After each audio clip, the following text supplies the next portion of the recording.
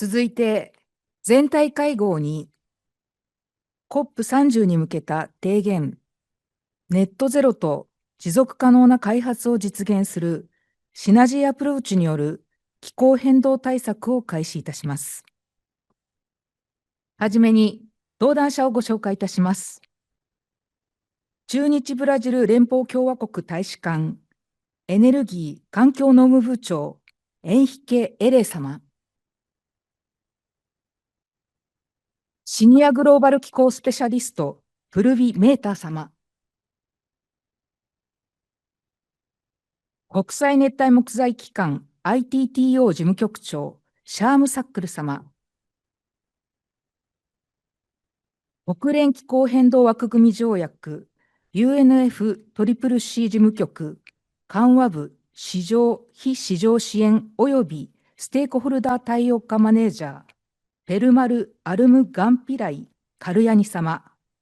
カルヤニ様はオンラインでのご登壇となります。そして、IGES パリ協定6条実施パートナーシップセンター長、小阿久津和久でございます。ここからの進行は、小阿久津和久が務めます。それでは、小阿久津センター長、よろしくお願いいたします。Thank you very much for introduction and good morning to all of you. And also thank you very much for coming to ISAP. Again, this is a very important event to really make ourselves to think and then act. ISIS is a change agent. So we want to change the society. We want to change the way how we live. So to do so, we need to work together. So of course, synergy is a very important topic, and that brings everybody on the same direction. So today, particularly in this session, we talk about more towards COP30 this year in Brazil. We have Brazil representatives, and actually the synergy is one of the important topics in this coming COP. And particularly, we will talk about this climate change and biodiversity. And also the desertification, and in terms of how we can put these into one context. So I also just want to a little bit introduction of our panelists. Of course, we have already introduced, but to make ourselves to be more know each other.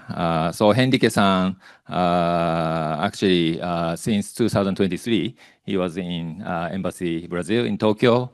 And I'm sure Henrique-san will be busy towards COP30.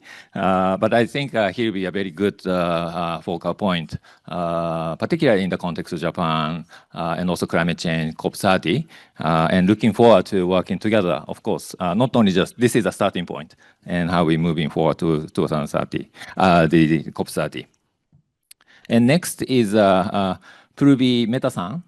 And so she actually going from the way from India. She kindly participated. But previously, she has also senior global climate specialist, the advisor for global growth and opportunities at Bill and Melinda Gates Foundation.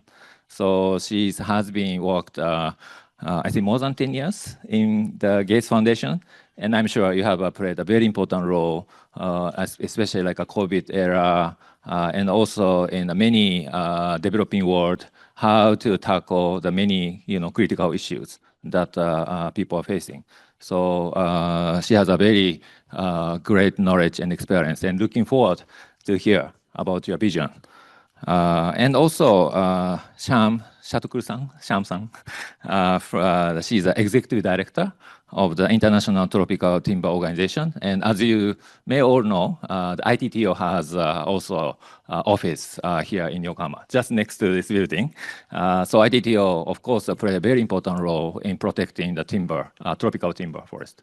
And also very the influence in the negotiation process and the policy. So she has more than 30 years in tropical forest policy and trade, and specialized in sustainable tropical forestry, international policy, and legal and sustainable international trade. So I'm sure Sham-san will provide a lot of great insights in terms of forestry, biodiversity, and also interaction with the trade, which we are currently, this world is also being formed. So, and I understand the Perma, please join in online. Again, Perma is the UNFCCC Secretariat. Of course, UNFCCC is Secretariat is hosting COP30, maybe closely communicating with Brazil.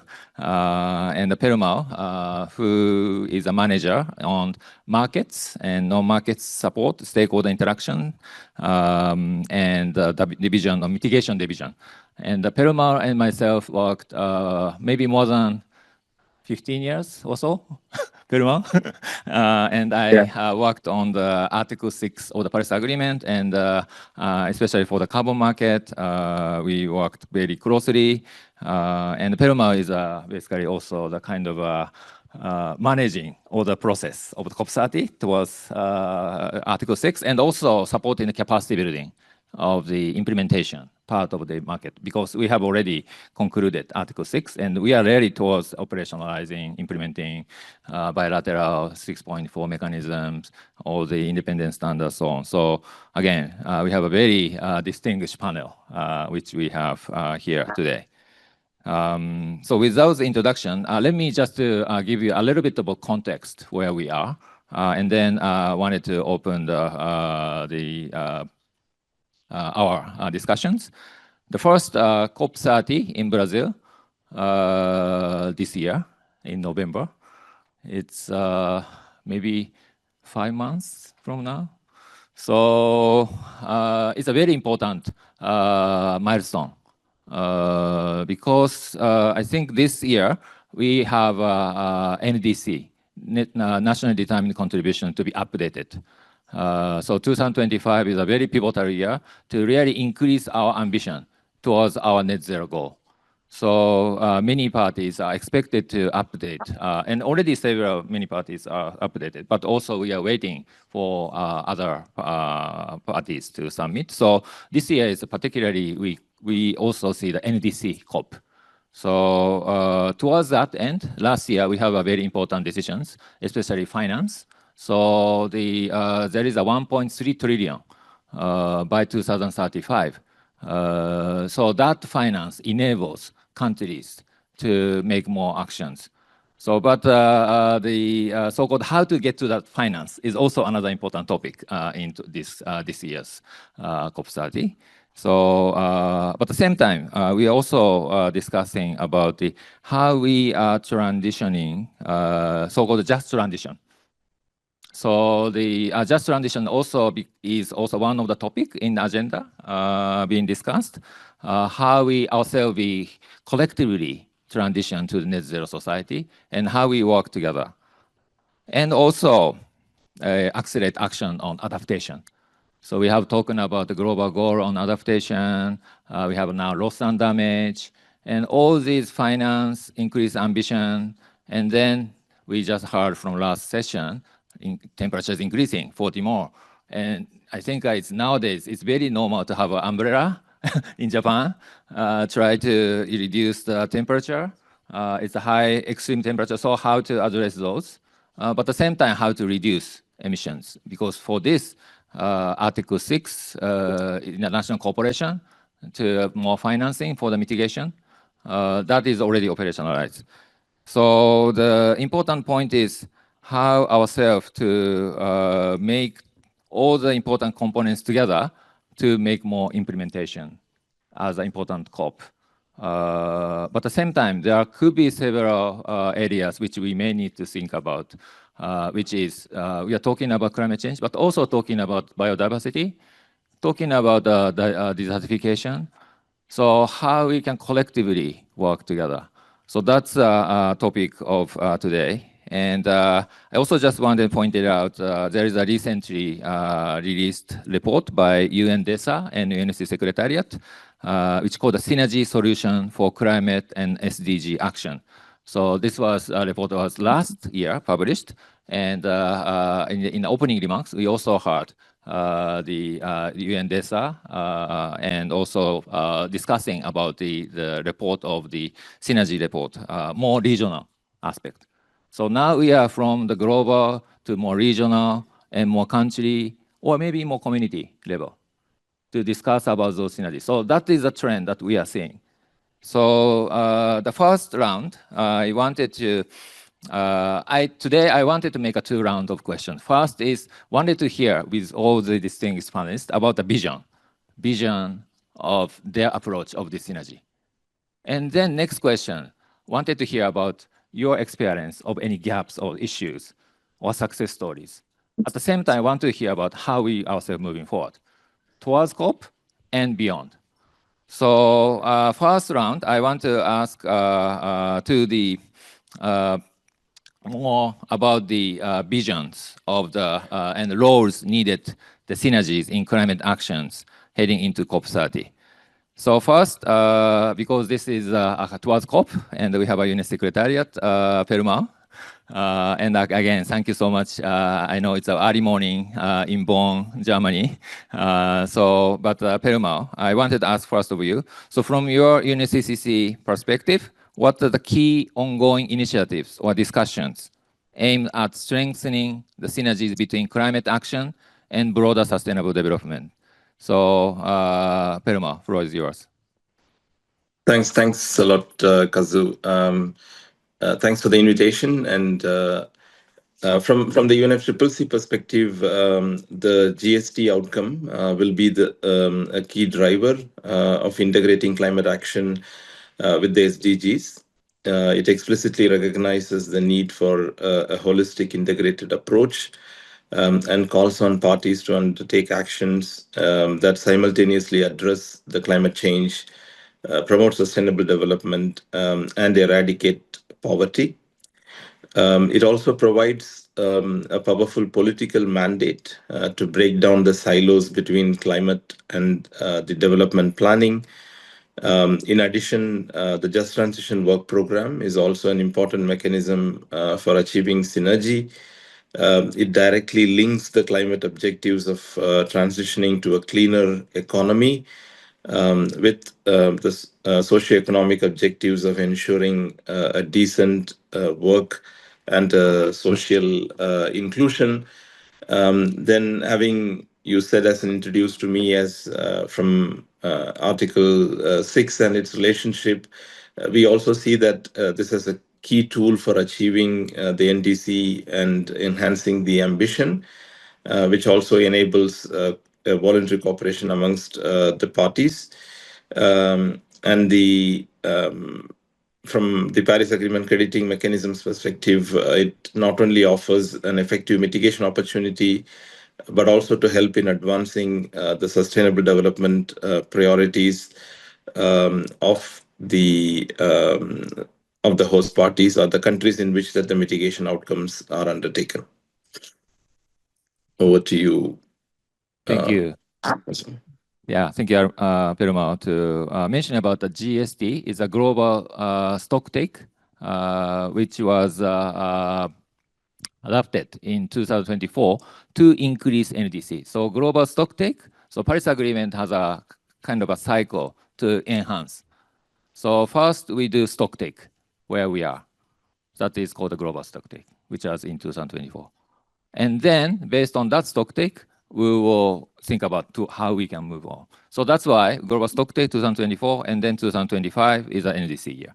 So Perma mentioned about the global stock take also incorporates those other elements, not just only climate aspect. And also this year, we are also discussing the Just Transition.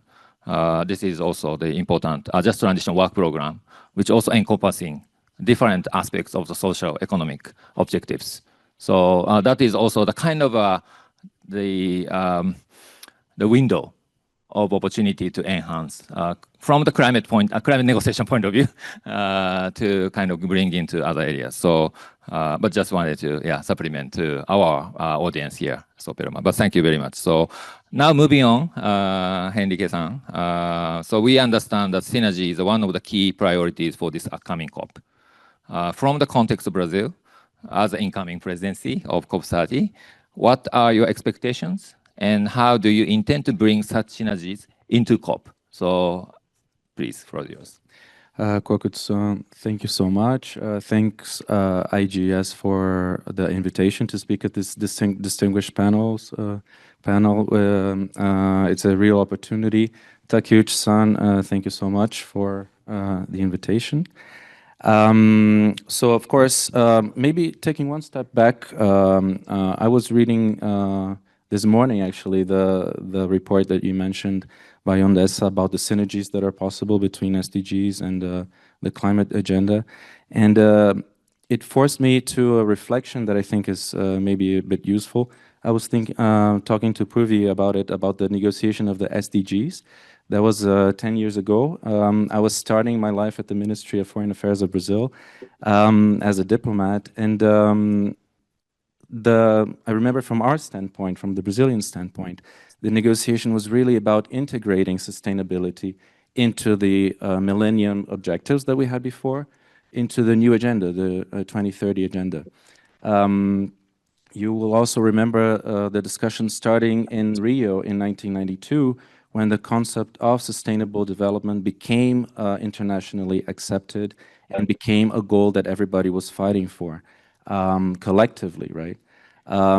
So I think it's encouraging, first of all, to see that the concept has been thriving. The concept is now agreed upon by every nation from north to south. But we need speed. I mean, we have been making progress. We have been doing good job in the last decades or so. But I think the Brazilian presidency of COP30, the upcoming presidency this year, really has a message to convey, and that is we're not doing enough fast enough, right? I think in the previous panel, we were discussing a little bit about the ability to deliver fast and to show results faster. And I think that is probably the key message. I think that all my colleagues at the panel here will be speaking about and hopefully supporting the Brazilian presidency towards this collective goal, right?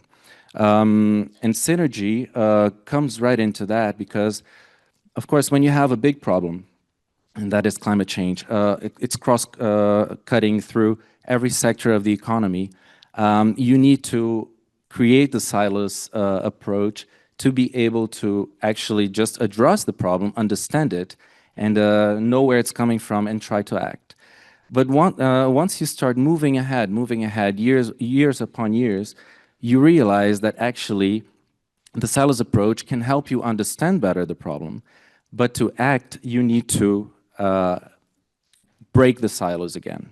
You need to start going to ask other specialists, not just climate specialists. You need to bring in the finance, you need to bring in the politicians, you need to bring in youth, you need to bring everyone together to try to solve the problem in a collective, interactive way. So this is, I think, the moment the world is going through right now. We understand the problem. Science has explained to us how it's working.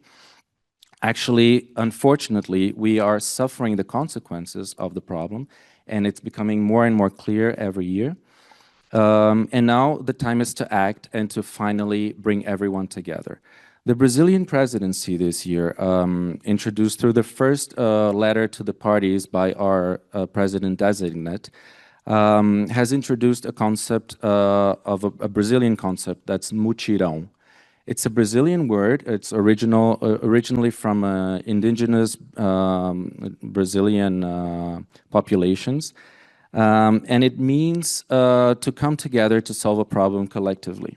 That's the meaning of mutirão. It's something that has been done in Brazil throughout history. Whenever a catastrophe hits a community, people come together regardless of race, regardless of background, regardless of social standing, and they come together to try to find a solution and to solve the problem. In our presidency, we expect countries, societies, individuals to come together in a collective mutirão worldwide to bring about the solutions that we need at the pace that we need, at the speed that we need.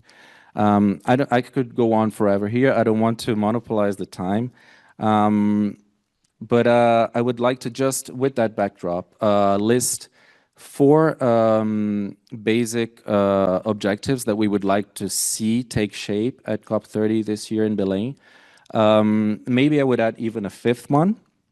And the 5th one, I start by it, which is to show that multilateralism can deliver.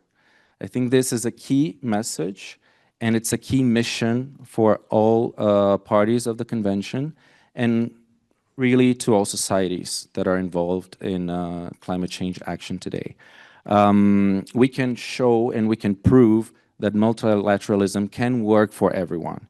It's not a divisive agenda, it's a uniting agenda, and we can show results concretely this year in November in Belém. At the heart of the Amazon rainforest, which has been at the center of climate debate for so long, and now finally, not only the negotiators, but the whole world will see with its own eyes what is going on in the Amazon in Brazil.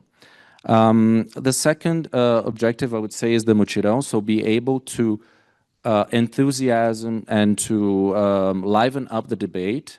I see, unfortunately, there is some signs of skepticism sometimes that I hear, from younger generations sometimes saying, well, now we have surpassed 1.5, now we are doomed, and this is not true.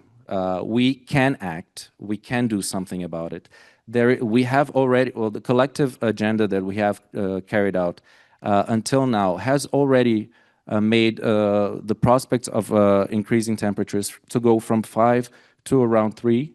We can make it better. We can eventually reach 1.5, and we can deliver on our promises at the Paris Agreement. So mobilizing people is definitely one of the solutions here. Third is the Leader Summit. This year we're changing a little bit the agenda of COP30. We're having the leaders meet before the conference of the party itself. And the idea here is to deliver a strong message. So at the highest political level, leaders will convene at the heart of the Amazon in Brazil to deliver a strong mandate for negotiators, to deliver a strong mandate also for societies to come together for climate action. The fourth is, I think, at the heart of this COP. Many are calling it the implementation COP, and that is why the action agenda is actually central here. So this item would be the action agenda. Brazil has structured this agenda in one of the letters of the president-designate. I can go over in more detail later as the conversation goes on. But the underlying idea is the parties, the members, have negotiated so far the Paris Agreement. The rule book of the Paris Agreement has been negotiated almost to 100% until now. There are, I think, 18 items agenda that still need to be negotiated in November at Belém, but these are minor aspects of the agenda. So basically, we have the rules, we have the tools to act. And Brazil wants to convey the message with its peers that it's time then to act and to structure an agenda that works for everyone. So we have structured it around 6 axes of action based on the GST. So GST was negotiated by the parties at COP28 2 years ago. That was a big, major achievement because countries could come together to understand how climate action is actually working, and most importantly, the gap to reach the ambition of climate action that we envisioned. So based on the GST, we structured an action agenda that can deliver to everyone. And lastly, of course, the climate negotiations, which are going to take place in Belém. Also very important, but again, I remember everyone. This is almost a chapter that's been read by everyone. Now it's time to think forward, to think about the climate action, okay? Thank you. Thank you. Thank you, Enrique. I really looking forward to have a kind of a outcome that gives us the hope, gives us the kind of directions, gives us a kind of a inspiration for us. And I really concur. We really need to bring multilateralism back and also see the Brazil's new approach to bring different conventions together, such as UNFCCC, CBD, and also UNCCD. And that was clearly mentioned by the letter from the presidency. So I see the kind of new approach that Brazil is taking, and I really do hope that the new hope is coming from the new COP. Okay, thank you. And I maybe moving on to next to the Shyam-san for the from the ITTO's perspectives. What is your global vision and strategic approach to promote more nature-based solution, which is now a kind of famous wording, nature-based solution, but to deliver both mitigation, adaptation, and additional sustainable development goal co-benefits. So, yes, please, floor is yours. I have a loud enough voice, I'm sure you can hear me. Thank you very much, Kozu-san, and also to IJES for the privilege of being on this panel and being with all of you, and welcome to the distinguished panel too.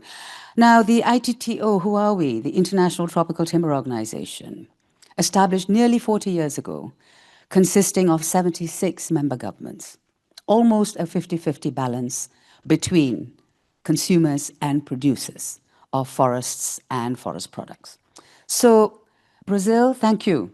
You are our largest producing member country, and Japan, you are the largest contributor to the International Tropical Timber Organization for our activities and to implement our policies. So I must be grateful to the government of Japan for having financed us for the last 40 years almost, and I hope that it will continue for the next 40 years to come. Now, if you ask me, what is it that we can do and what is my vision? The ITTO has a dual mandate. One is the implementation of sustainable forest management and the diversification of trade in wood and non-wood products from legally and sustainably harvested forests.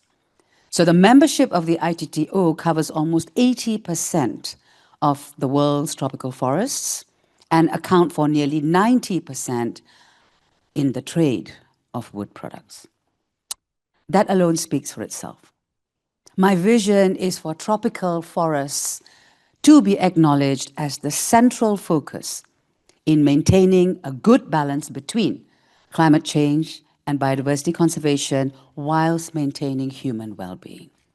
The main mantra for the ITTO is to ensure that the policy and science interface, this needs to be ramped up even more. ITTO has been doing it for the last, as I said, nearly 40 years. But we also believe that capacity building and education is also key. The vision is that all of us should be synergistic in our thinking and our behaviors. We have heard many speakers, distinguished speakers in plenary, saying that it needs to grow from the local level to the regional level, from local governments, from communities. That's exactly what the ITTO is all about. And the biggest thing that we feel that forests can contribute to is why forests are the biggest sinks. They sequester, and they are a storage for carbon.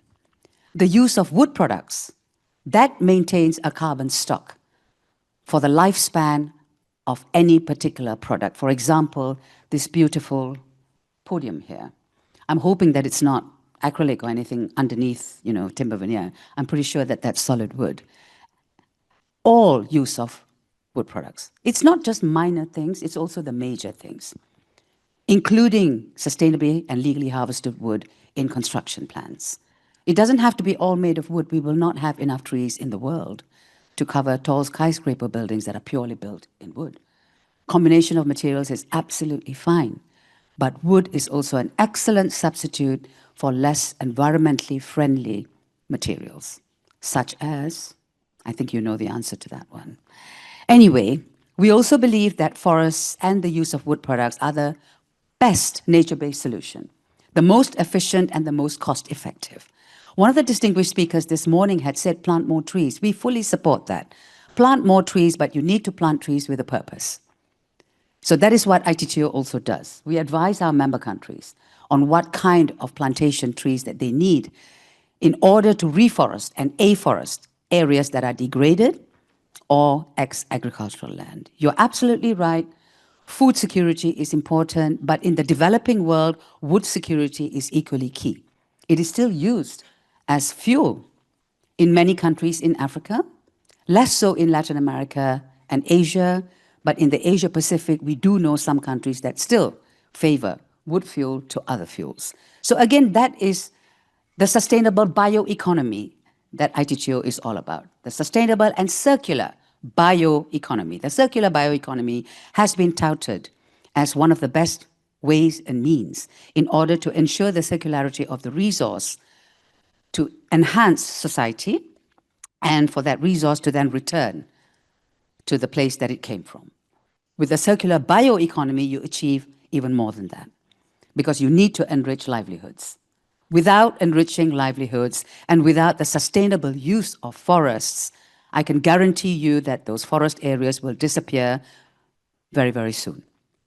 Why? Because there is land use challenges, there is migration of people, there is also displacement of people. Last year, it was estimated that 82 million people were struggling with displacement. From the natural disasters we have seen earlier this year, we feel that that number is far higher. Yes, I saw you, thank you. So the gap, of course, is in sustainable, equitable, and achievable financing. And the next gap, of course, is in implementation. So we support the COP30 presidency that implementation needs to happen almost immediately, and ITTO is an implementer. So thank you for that. I hope that helped the discussion. Thank you very much. And really, in the context of climate change and also biodiversity, we have called a RED Plus, reducing deforestation, reducing emission from deforestation, and also afforestation, reforestation. Nowadays, also there's a cook stove projects, which kind of using fuel wood, but also using more efficient cook stove, or even replacing those. So there is a very much linkages in terms of, but also always there's a humans who are really, living that area, really depending on resources.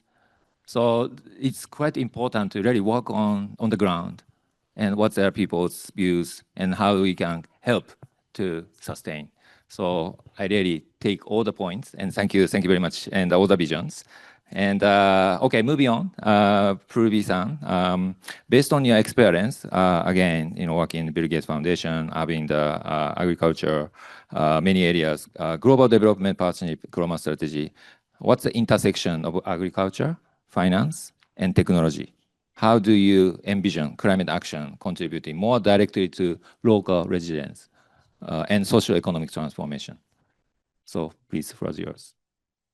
Thank you very much, Mr. Chairman. And I think what I really have appreciated since the morning, including the opening keynote that was done by Takeuchi-san, and the previous panel and this panel, the way you have set it up, Mr. Chairman, is the emphasis on the word action. And that's, I think, what is making this a very different forum, right?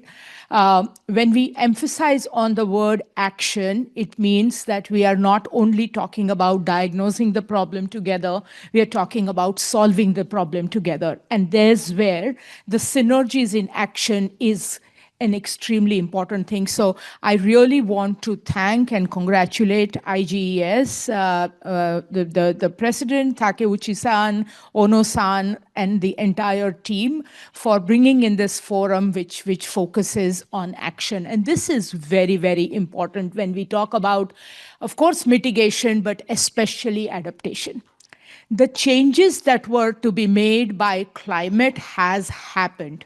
right? So while mitigation is extremely important, adapting to the changes is very, very important as well. The 1.5 degrees higher temperature has happened. How do we really adapt to that, and how do we get systems to adapt to that? And this is at every level, right? I used to be a student here in Tokyo 32 years ago, right? 私は東大に行きました。32 years since I have been coming to Japan very regularly. And a difference that I see when I was a student at Todai 32 years ago and now is the number of air-conditioned units. Right? You mentioned about umbrellas. That's a major change you see in a country where, there hardly used to be houses which would have. This is everywhere, especially in Asia, which is the highest growth in terms of air conditioner unit sales, right? This is at a very larger urban level. This is our way of adapting to the higher temperature. If one looks at it from an agriculture perspective, right, for a smallest of the farmer, 1.5 degrees higher temperature in his or her farm means about 3 to 4% low production of rice, about 8% low production of maize, and close to 23% low production of milk, right? They have to adapt to these changes. And therefore, I think action that we talk about is extremely important because the soil conditions are changing, the water conditions are changing, the nighttime temperature, which is extremely important for agriculture and for forestry, that is changing. With those patterns, what are the actions that we take which will transform and help these systems whose dependence is on agriculture? There is, especially in Asia, when we look at it, for most countries, an average 60 to 65% of the country's population are dependent on agriculture for their livelihood. And therefore, adaptation is extremely important for some of these systems, right? 3 key principles, which is very important when we talk about action and we talk about this. Number 1 is any action we take has to be economically viable, affordable by the people. Number 2 is scalable. Technology development, doing experiments here and there is very important, but scalability of it and large-scale impact is going to be very important. And third is sustainability, which is something IGES does. The last point about synergy, I think my previous speakers have spoken about synergy between various stakeholders, so I don't want to repeat it. But I want to say that climate is an ecological problem, yes. But climate also is an economic opportunity. We had the insurance person earlier, right? If one looks at climate tech, by 2032, the climate tech, which is the adaptation technology market, is going to be at $149 billion US. And so there is a huge opportunity also as we look at adaptation, where we will need newer seeds, we will need newer strategies, we will need more insurance policies, and that is a huge opportunity as well. And so synergies not only in solving the problems, but synergies in also tapping the opportunities that this problem has created. Thank you, Purvi-san. I really concur with those all 3 principles: economically viable, scalable, and sustainability. I think those are very all kind of applied to all the areas which we need to consider. And also the change in the environment. That's clearly see those change where we are. So in that context, I think adaptation is really kind of the main kind of issue that we also need to mainstream in our synergy approach. So again, moving on, hearing all the important visions, and the next important question, how we ourselves moving forward. So how we can make a kind of concrete actions, what are the gaps, and maybe not just only long term, maybe towards COP, we have 5 months, what we can do, and even beyond COP, what we can even further do. So I'd like to hear all your kind of way forward and messages to all the audience and also global. So first, I'd like to maybe back to Perumal for your screen. Again, thank you again, Perumal. Back to with your new also clothes. And so, what is your kind of a suggestion or way forward? How to make this synergy in the UNFCCC context or negotiation context or even implementation of the UNFCCC context? So first, Perumal, floor is yours. No, I think like thanks, Kazu. No, I just put an overcoat. I haven't changed the dress. So I think like one of the synergies I think like we see is in terms of the new coin word term that you said in terms of nature-based solution, and I think the nature-based solution and integrating the ecosystem-based approach can theoretically address both mitigation and adaptation while also delivering the necessary co-benefits. These have a great potential as a synergetic approach, linking both the climate action and to that of the development priorities within the NDC development and implementation context. This holistic approach can overcome a key gap or challenge faced by countries in implementing their NDCs. A common prioritization challenge. This holistic approach can also demonstrate the multiple wins from a single investment, making the climate action more attractive and impactful across the various diverse national development agenda. As I indicated earlier as well, like I think from a very practical perspective, coming from the UNFCCC Secretariat, I would also see that the Paris Agreement crediting mechanism allows the host parties also to identify the type of the actions that they wanted to undertake and pursue in accordance with their own national perspectives and sustainable development priorities. Unlike from the previous systems, now decisions are also have identified, like we heard from Purvi earlier, in terms of looking at the adaptation. So even the mitigation co-benefits that arises from adaptation action can be recognized, through which there could be a channel of climate finance that could flow through. I should be very careful of using the term climate finance, but kind of finance, whatever you call it as, that finance could be mobilized through these actions. And then I also believe that the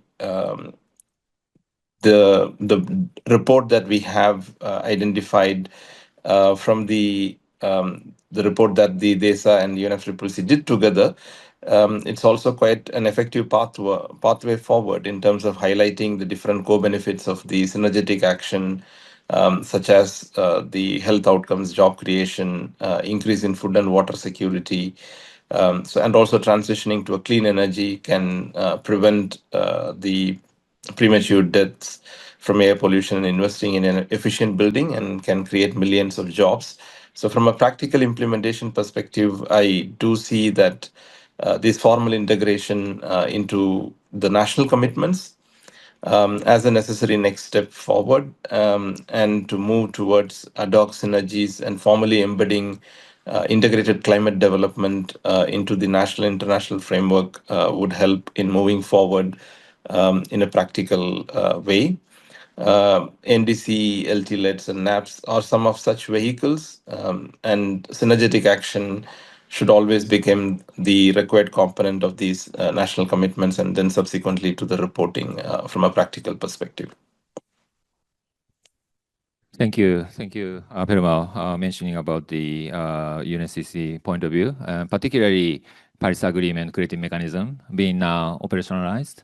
And as you rightly mentioned, that this creating mechanism is a carbon market mechanism under the UNFCCC and be operationalized now. And now the new methodology is being proposed. So one thing you can do is you can use the credit, or you can invest into the credit to make those maybe nature-based credit happen. nature-based projects or more co-benefit projects, including that. So this PACM also provide the adaptation benefit through the share of proceeds to the adaptation fund. So some concrete actions. Already we have a tools, as rightly mentioned by Henrique. So we can look at those tools. One of the tools is a Paris Agreement credit mechanism or bilateral credit mechanism by Japan or Sweden, Switzerland, already taking place those is. And already we have a voluntary carbon markets is operating, which also, once they are authorized, could be used towards NDC.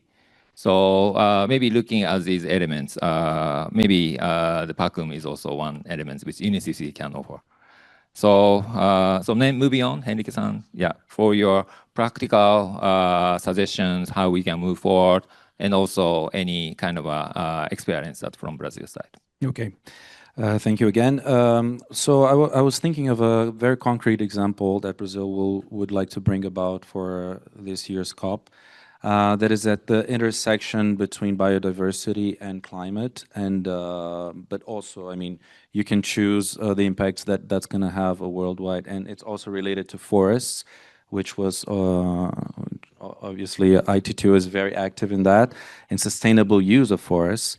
And when you look at the tools we have to protect and preserve forests, especially in the case of Brazil, that has a jurisdiction over a very, very large part of the Amazon. We see that there is a tool for avoided deforestation, the REDD+, that has been negotiated, and that has been working in Brazil for a number of years and has avoided deforestation very effectively for the last decades. You have sustainable use of forests, so you have a project-based approach that has been delivering some results.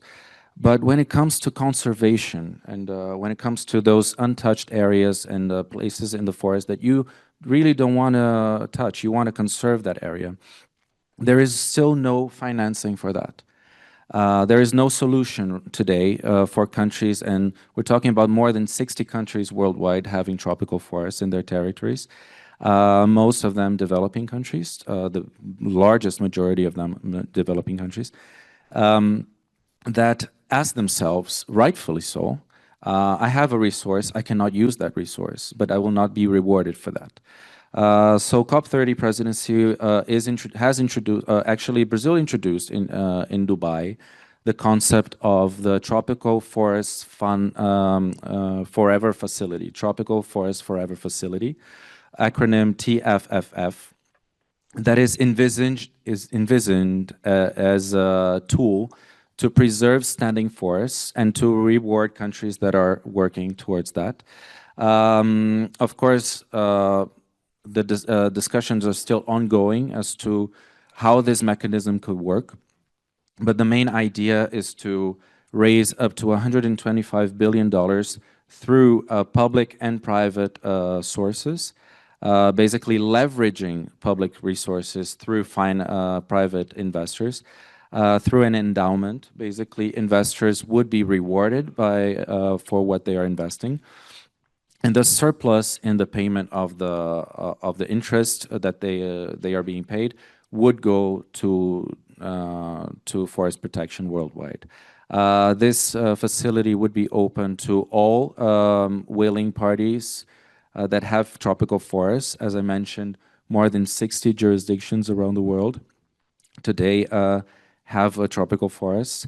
And the idea is that the deforestation can be measured in a trustworthy way, either through the country itself or through a third party that the country would allow for that to happen. And the payments would come through results. Then we would have a payment by result logic that would incentivize countries to actually preserve their forests. So this is one new tool that the Brazilian presidency would like to introduce this year.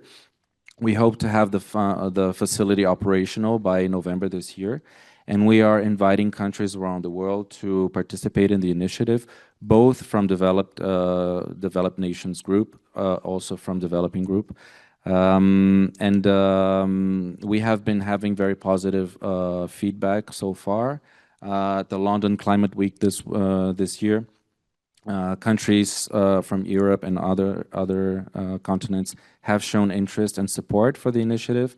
And also at the BRICS Summit this year in Rio de Janeiro, BRICS countries, India, China, and other big economies have also supported the idea. So we're very positive, very optimistic about the outcomes for this initiative. Thank you, Henrik-san, too. I think really identifying the specific tools is very kind of first point to really make it action, so that you can engage, or you can finance, or you can part of it.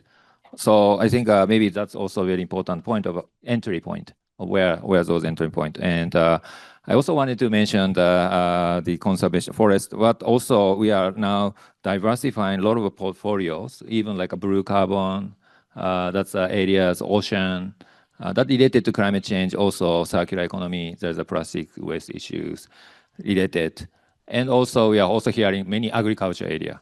Now many projects are now kind of proposed in those areas to try to link with the climate, but same time really benefiting to the actual agriculture.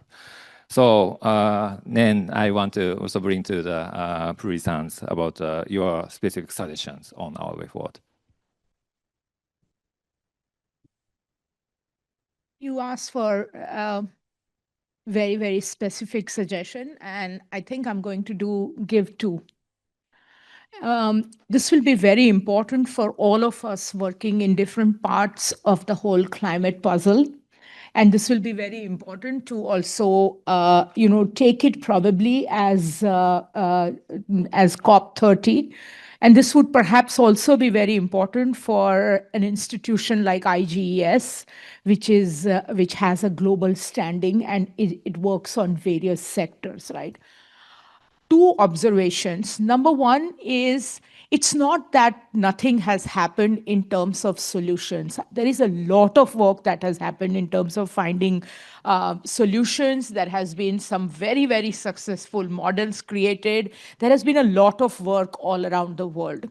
What we really need is a comprehensive inventory of various solutions. We do have a lot of comprehensive reports on what is the problem.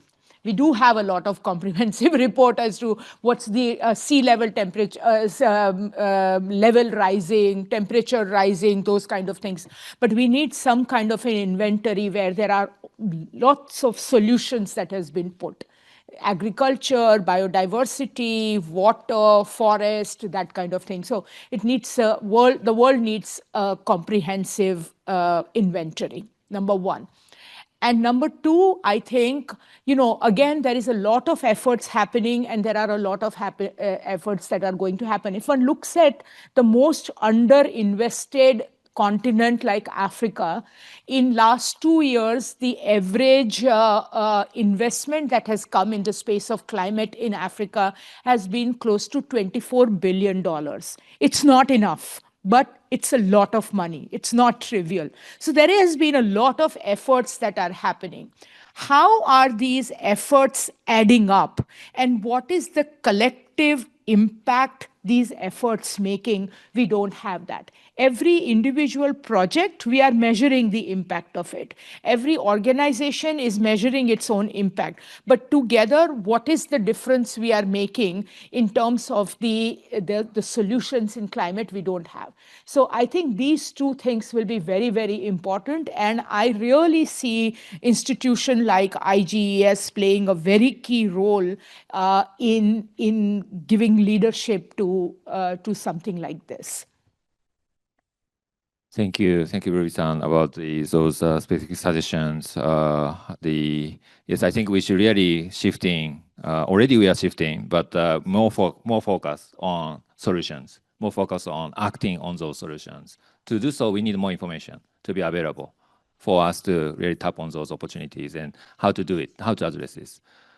And also, for us, we are thinking about how to assess those collective impacts, which you rightly mentioned about how to really see those collective impacts. So climate, CO2, biodiversity, other biodiversity impacts, nature positive, and circular economy, the circular efficiency, resources, how we can create those kind of a framework to account, assess.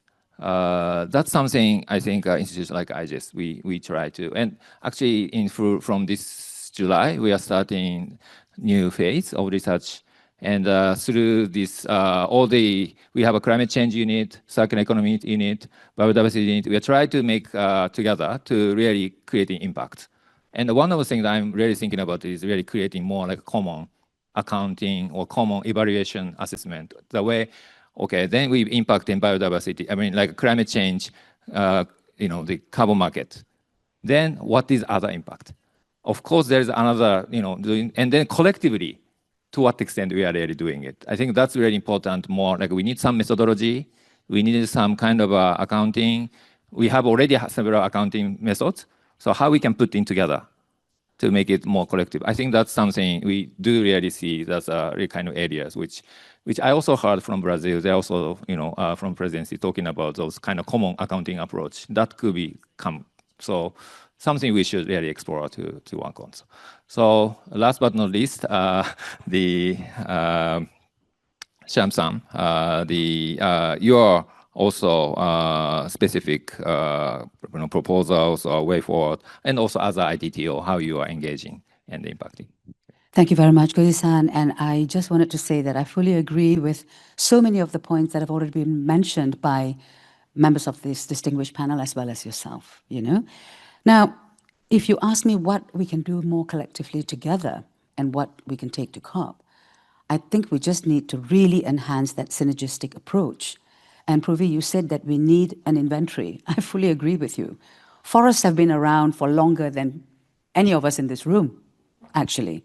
But what impact does forests have on the world is something that the world started looking at, which culminated in the Rio Convention in 1992. But since then, forests have taken a backseat to all the other discussions on biodiversity conservation and climate change challenges. But as we said earlier, from those challenges, we also have opportunities. Forests actually can provide the solutions to biodiversity conservation, regardless of whether it is in a totally protected forest area or whether it is in a production forest area. ITTO has done work on that, and the biodiversity levels inside a production forest actually does not reduce significantly because the forest is being sustainably harvested, it's not being clear felled. These are the key messages that I think we need to put out to the larger audience for them to actually appreciate how central forests are to everything that's going on to all of us around the world today. Now, I also very much appreciate the Brazilian COP presidency taking forward the Tropical Forest Forever facility. I wish them all the very best because in every move to create a new funding arm, it always takes a very long time. I dare not put a timeline on that, but what we can also do together, all of us, is to actually persuade some of the climate finance to be channeled into forests. Climate finance has increased tremendously. They're talking trillions. I can't even count how many zeros that is. Trillions and billions of money and funds that are going into climate finance. And Koji-san informed us earlier that it's X billions or X trillion by the year 2035. I don't think we have time to wait. Action needs to be done now. And I think together all of us can synergistically push for action that is economically viable, of course replicable and scalable, because that is the mantra under which ITTO projects and ITTO operates. It needs to be replicable and scalable. So from something very local, which we implement for less than $100,000 it can be scaled to become a national aim. So these are the things that we need to think about. There's no need to reinvent the wheel, really. I think everybody in this room, you're all fairly intelligent human beings, and some of you have been through more cycles in the cycle of whatever's going on. Some of you are much younger. We fully appreciate that youth need to understand where they need to go next. And this is another thing that we need to push together at COP30. Thank you. Thank you. Thank you very much. We are towards the end of this session. And I like to kindly mention 3 important key takeaways from my point of view. Again, first is, so this year, 2025, is 10 years after Paris Agreement, 2025, 10 years. And also 20 years after the Kyoto Protocol entered into the force in 2005, 20 years. And also, and this year, in COP is held in where the 1992 Rio Earth Summit was held, and then back to Brazil in COP30 to bring this another kind of upgraded agenda, which is, of course, we are talking about this environment issues, global environment, but with more in a comprehensive way. So this is very important. So it's a very important momentum, which we also expect this year. And this year's COP is implementation COP. We finalized Article 6, were long negotiation years, but now we have finished last year. And as Henrique-san mentioned, we have done most of the rules. So we are really focusing on implementation. How to implement, I think that's a really important topic for this year. And for that, we have a lot of opportunities, but at the same time, how to put together to make action. That's a very important COP for implementation action. And the last but not least, I think a synergy is an important topic that we all now are aware, maybe towards COP and also beyond. So kind of having all the agenda items together and then implementing beyond, creating some kind of political momentum, milestone, maybe work program. I think that's really, we wanted to ourselves to think about how to put together to make it happen. So with that, thank you very much for all the distinct panelists and as well as the Paloma from Bonn. And thank you very much for listening. And looking forward to today's morning and afternoon session. Thank you. Thank you.